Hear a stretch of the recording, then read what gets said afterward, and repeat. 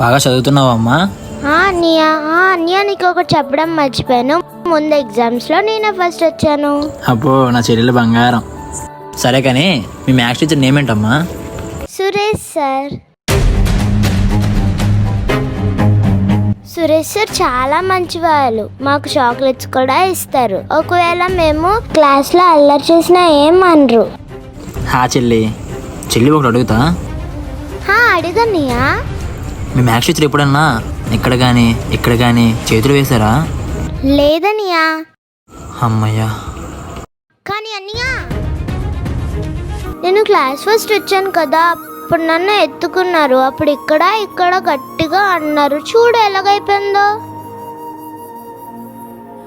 ఆకాశం తాకే నీ ఆక్రందనలు మనసారా